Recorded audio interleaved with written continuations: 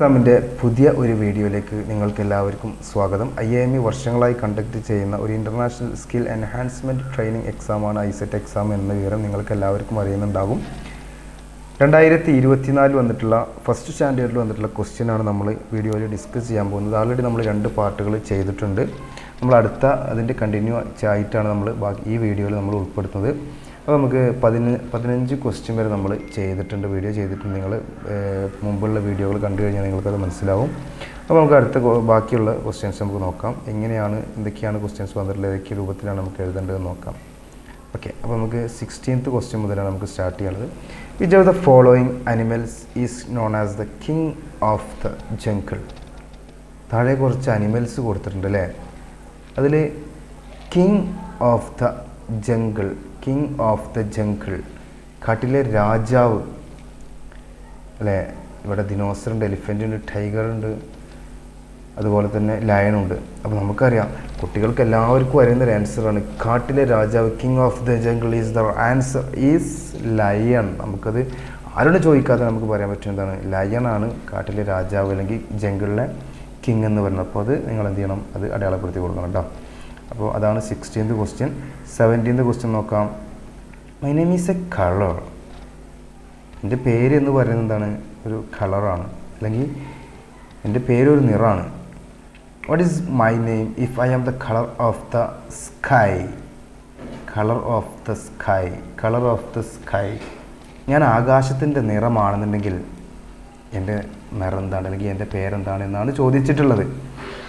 Okay, എന്താണ്, എൻ്റെ പേര് ഒരു കളറാണ്, ഞാൻ ആകാശത്തിൻ്റെ നിറമാണെങ്കിൽ, സ്കൈൻ്റെ കളറാണെങ്കിൽ എൻ്റെ പേരെന്താണെന്നാണ് ചോദിച്ചിട്ടുള്ളത്.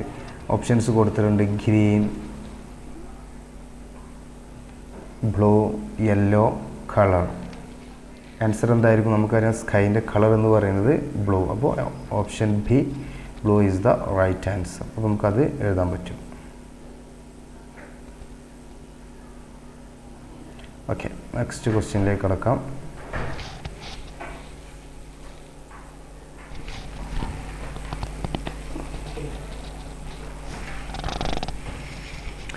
നെക്സ്റ്റ് ക്വസ്റ്റ്യനിലേക്ക് നോക്കുന്ന സമയത്ത് 18th question.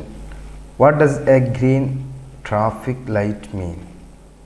What does a green traffic light mean? അതായത് ഒരു ജനറൽ ക്വസ്റ്റ്യൻ ആണ്, നിങ്ങൾ പഠിച്ചിട്ടുണ്ടായിരിക്കും. ഒരു പച്ച ലൈറ്റ് നമ്മൾ കാണില്ലേ, ട്രാഫിക് ലൈനിൽ നമ്മൾ ഒരുപാട് ലൈറ്റുകൾ കാണുമല്ലോ.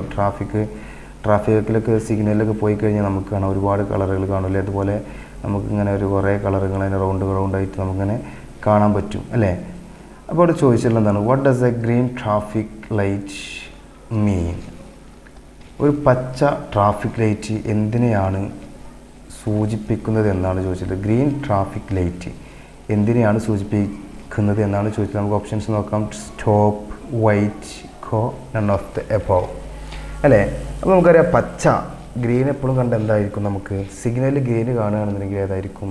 ഓപ്ഷൻ ബി, ഗോ ആണ് ആൻസർ. നമുക്കത് അറിയുന്ന കാര്യം തന്നെയാണ് അല്ലേ, ഗോ. നമ്മളോട് സിഗ്നലിലൊക്കെ നമ്മളിങ്ങനെ വെയിറ്റ് ചെയ്യുന്ന സമയത്ത് പെട്ടെന്ന് പച്ച കത്തി കഴിഞ്ഞാൽ നമ്മൾ എന്ത് ചെയ്യും, നമ്മളെ വണ്ടി എടുത്തിട്ട് നമ്മൾ പോകും അല്ലേ. അപ്പോൾ go, option B is the right answer. Okay, അപ്പോൾ നമുക്ക് നെക്സ്റ്റ് ക്വസ്റ്റ്യൻ നോക്കാം. 19th ക്വസ്റ്റ്യൻ നോക്കാം. Which festival is known as the festival of lights? Festival of lights, അതായത് കുറച്ച് ഫെസ്റ്റിവൽസ് താഴെ കൊടുത്തിട്ടുണ്ടല്ലേ. നമുക്ക് നോക്കാം. Option A Deepavali, option B Holi, option C Christmas, option D Eid. ഇതിൽ വെളിച്ചത്തിൻ്റെ ഫെസ്റ്റിവൽ ഓഫ് ലൈറ്റ്, വെളിച്ചവുമായി ബന്ധപ്പെട്ടിട്ടൊരു ഫെസ്റ്റിവൽ ഇതിൽ കൊടുത്തിട്ടുണ്ട്. അപ്പോൾ ആ ഫെസ്റ്റിവൽ ഇതിൽ ഏതാണെന്നാണ് ചോദിച്ചിട്ടുള്ളത്. ദീപാവലിയാണോ, ഹോളിയാണോ, ക്രിസ്തുമസ് ആണോ, ഈദാണോ? നമുക്കറിയാം എന്താണ്, ദീപാവലിയാണ് അല്ലേ. ദീപാവലിയാണെന്ത്, ലൈറ്റുമായി ബന്ധപ്പെട്ട് വരുന്ന ഒരു ഫെസ്റ്റിവൽ എന്ന് പറയുന്നത്. അപ്പോൾ option A, Deepavali is the right answer. അപ്പോൾ നമ്മൾ ഈ വീഡിയോയിൽ ഇത്ര ക്വസ്റ്റ്യൻസാണ് നമ്മൾ ഡിസ്കസ് ചെയ്യാൻ പോകുന്നത്.